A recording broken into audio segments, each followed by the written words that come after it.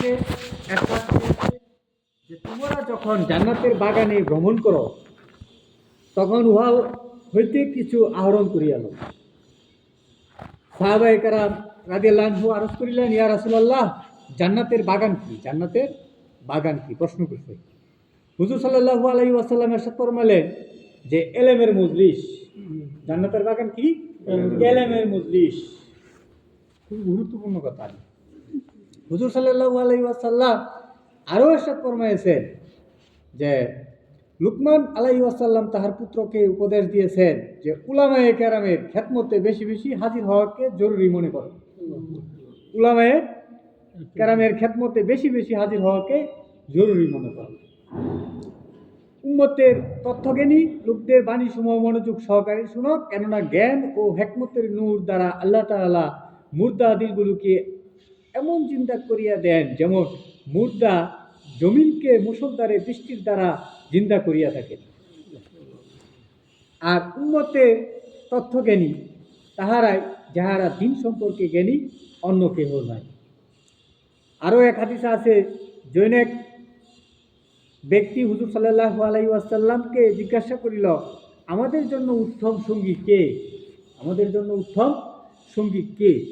এরশাদ ফরমাইলেন, যাহাকে দেখিলে আল্লাহর কথা স্মরণ হয়, যাহার কথায় ইলমের তরক্কি হয় এবং যাহার আমলের দ্বারা আখিরাতের কথা স্মরণ হয়। তারগিব নামক কিতাবে এই রেওয়াতগুলি উল্লেখ করা হয়েছে। এক হাদিসে আছে, আল্লাহ তাআলার সর্বোত্তম বান্দা তাহারাই যাহাদিগকে দেখিলে আল্লাহর কথা স্মরণ হয়। স্বয়ং আল্লাহ পাক বলেন, হে ঈমানদারগণ, আল্লাহকে ভয় করো এবং সত্যবাদীদের সঙ্গে থাকো।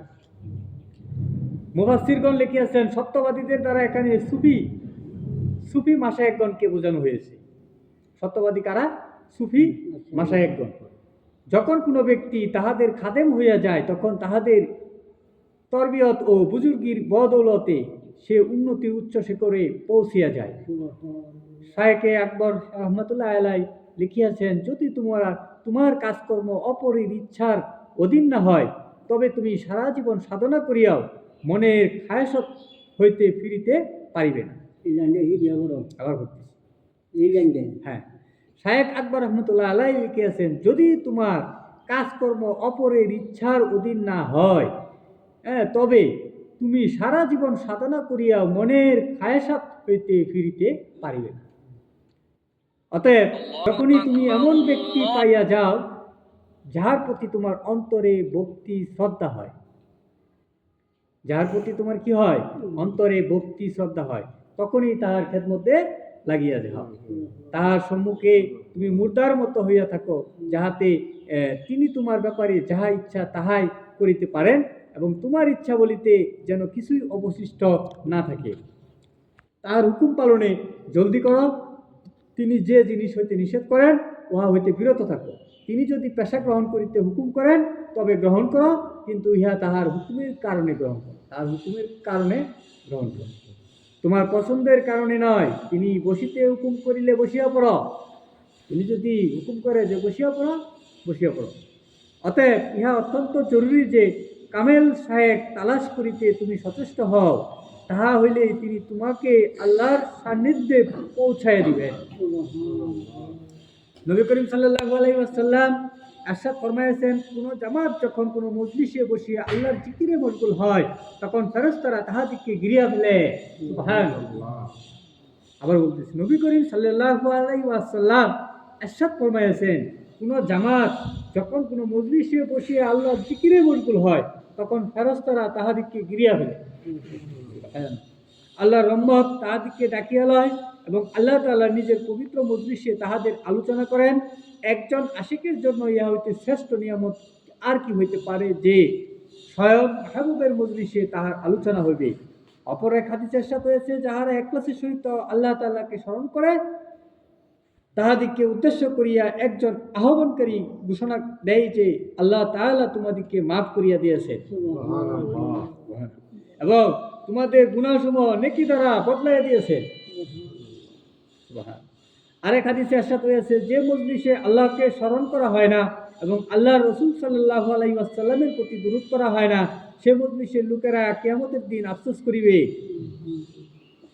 কিয়ামতের দিন কি করিবে? আফসোস করিবে।